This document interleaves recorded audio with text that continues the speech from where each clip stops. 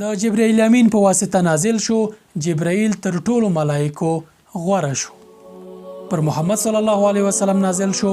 محمد د ټولو پیغمبرانو غوره او خیر البشر شو. د اسلامی امت لپاره نازل شو. دا امت تر ټولو امتیانو غوره شو. په کومه میاشت کې چې نازل شو هغه میاشت تر ټولو میاشتو غوره شو، روژه. او په کومه شپه چې نازل شو هغه شپه تر زرو شپو غوره شوله. خو که دغه قرآن کریم زما او ستا په زړه کې وي څومره غوره زړه به وي، او که د خپل ژوند لپاره تګلاره وټاکو څومره بهتره او نیکمرغه ژوند به مو وي. که ته هره ورځ د قرآن کریم یوه برخه نه لولې نو ژوند به دې بې خونده وي. نو بیا ولې باید د بې خونده ژوند نه ګیله وکړي؟ ځکه تا یې اصلي لامل پرېښی دی. سبحان من نزل هذا الكتاب على امة الاسلام. بحر ونشو کوای چې موسی علیه السلام غرق کړي، لوی ماهی ونشو کوای چې یونس علیه السلام وخوري، اور ونه کوای شو چې ابراهیم علیه السلام وسوځوي، چړې بیا ونه کوای شو چې اسماعیل علیه السلام ووژني. د یوسف علیه السلام ورونو له شومو پلانونو سره سره ونه شو کوای چې خپل ورور ووژني. خلکو غوښتل یوسف علیه السلام غلام وپلوري، خو هغه ملک شو، د خزانې خاوند شو. همدارنګه ډیرو خلکو د پیغمبر صلی الله علیه وسلم د وژلو شوم پلانونه تر مرګ او تر ګوره ورسول. د بشر تدبیرونه او د بشر پلانونه ستا په اړه هم ناکامه دي، تر هغې چې ته په خپل خالق باندې توکل وکړي او له خپل خالق سره اړیکه ښه کړي. د مسلمان ژوند په دوو حالتونو کې دی، سختی او آسانی. د سختی پر وخت صبر او د آسانی پر وخت شکر. مریم علیه السلام باندې چې کله سخت او زړه خفه کوونکی تور ولګېدو نو الله تعالی پوهېږي څه ورته وویل؟ فکلي واشربي وقري عینا، خوره څښه او عادي ژوند کوه. ځکه ځینې داسې وختونو کې الله تعالی د هر څه تدبیر په خپله نیسي. ځینې معاملې الله تعالی ور له مخه حل کړي وي خو انسان پرې بې ځایه چورت وهي. دا بې ځایه چورت وهل د انسان ژوند تباه کوي. له الله تعالی سره خپله معامله پاکه ساتئ، د بندګانو پروا مه کوئ. الله تعالی ښه تدبیر نیونکی. الله تعالی په قرآن کریم کې هر انسان ته 9 نصیحتونه لري. داسې نصیحتونه که انسان یې په خپل ژوند کې عملي کړي دی به هیڅکله له ستونزو سره مخ نشي. یو بریالی انسان به وي او له خلکو سره په تعامل کې به ډیر زیات کامیاب او بریالی وي. په حجرات سورت کې الله تعالی فرمایي کله چې یو فاسق تاسو ته خبر راوړي مخکې له دې چې دغه خبره ومنئ یا حکم پرې وکړئ لومړی پلټنه وکړئ. فاصلحوا، روغه جوړه وکړئ. واقسطوا، انصاف وکړئ. لا یسخر، ملنډې مه وهئ. ولا تلمزوا، د نورو خلکو عیبونه مه لټوئ. اجتنبوا کثیرا من الظن، له ډیرو ګمانونو ځان ساتئ. ولا تجسسوا، په هر څه کې پلټنه مه کوئ، د خلکو پټ مسائل مه راسپړئ. نهم سپارښتنه تر ټولو خطرناک کار. ولا یغتب، غیبت مه کوئ. د الله تعالی عجیب نظام دی. مال، قوت، پوهه او نور نعمتونه هر انسان ته ورکوي، که کافر وي او که مسلمان. خو سکینه یا فکری او جسمی سکون او یا د زړه ډاډ یا اطمینان القلب خپلو خاصو بندګانو باندې لوري. دا د زړه ډاډ او د زړه سکون په جدي اهمیت دلالت کوي او ښیي چې دا د الله تعالی خاص او ځانګړې او لویه لورینه ده. خوشبخت دی هغه انسان چې په دغو انسانانو کې وشمیرل شي چاته چې الله تعالی د زړه ډاډ یا سکون ورکوي. غنیمت څنګه ترلاسه کېدای شي؟ الله تعالی یې درته وایي الا بذکر الله تطمئن القلوب. خبردار، یوازې د الله تعالی په ذکر یا د الله تعالی په عبادت باندې د زړه ډاډ یا اطمینان ترلاسه. هر موقف کې چې یاستئ له خپل وجدان سره حسابي تل کوئ. تر پیغمبر صلی الله علیه وسلم وروسته تر ټولو ښه انسان ابوبکر صدیق کله چې خلیفه شو نو یې خلکو ته په بیانه کې ویل چې انی ولیت علیکم ولست بخیرکم ان احسنت فاعینونی وان اخطأت فقومونی.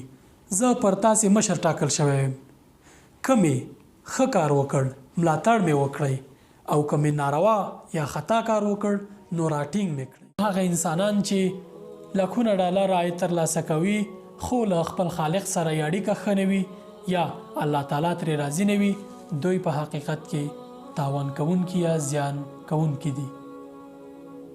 ځکه دا دنیا داسې نظام دی چې مرګ پکې هر څه ختموي، د مالدار مال ختموي، د فقیر فقر ختموي، او د هر انسان چې هر څه لري په دې دنیا کې پای مومي له مرګ سره.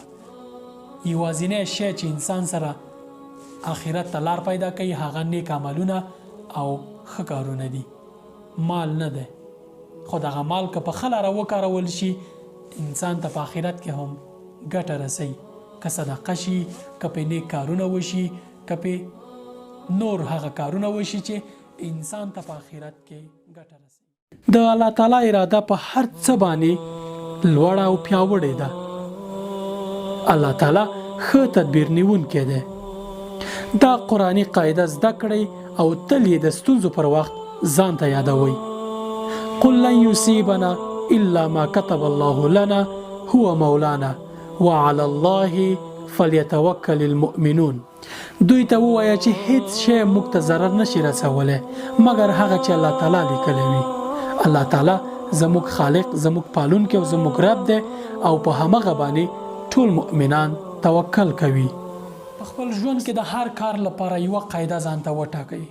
هر کار چې کوئ مخکې ترې دا فکر وکړئ چې آیا دغه کار که څه هم په دې دنیا کې ګټه کوي آیا په آخرت یې هم اغیز شته؟ د دې دنیا نه د تلو پر مهال در سره ګټه کولی شي، مرسته در سره کوي؟ که ځواب مو ورته هووي هر کار چې وي ویې کړئ، خو که ځواب مو منفي وي د آخرت پام هم مه هیروئ. خو په داسې حال کې چې د دنیا هم یو څه بهره واخلئ. پیغمبر صلی الله علیه وسلم یې ښه لاره راښودلې ده. هغه صلی الله علیه وسلم وایي هر انسان چې مري 3 شیونه په دنیا کې پاتې کیږي. یو هغه علم چې خلکو ته رسولی، بل هغه اولاد چې د پسې دعا کوي، او بل جاریه صدقه.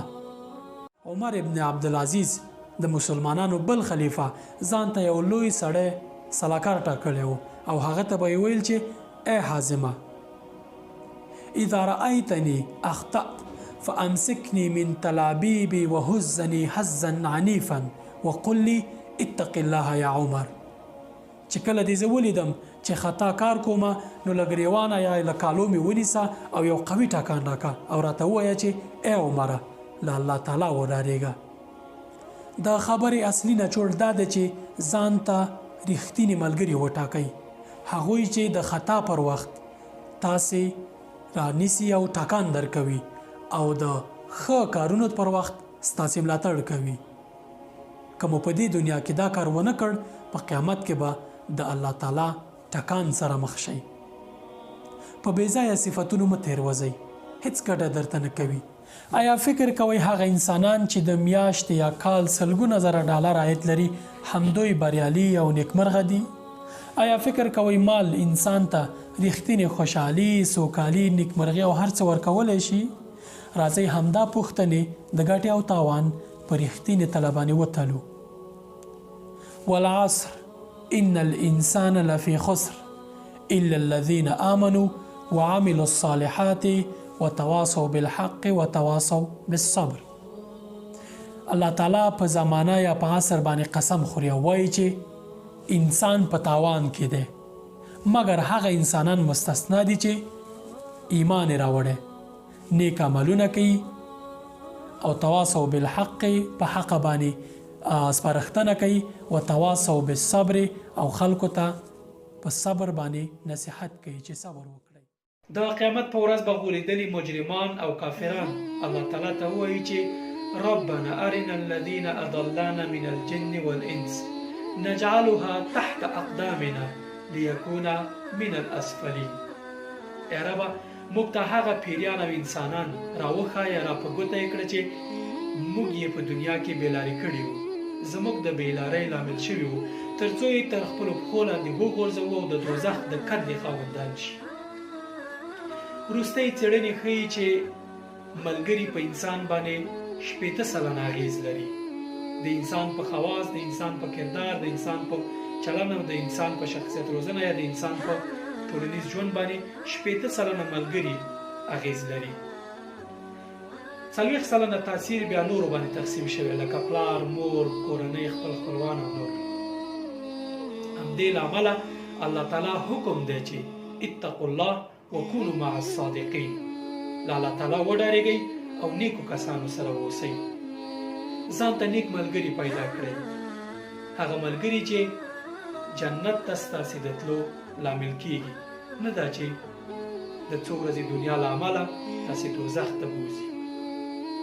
السلام علیکم ورحمة الله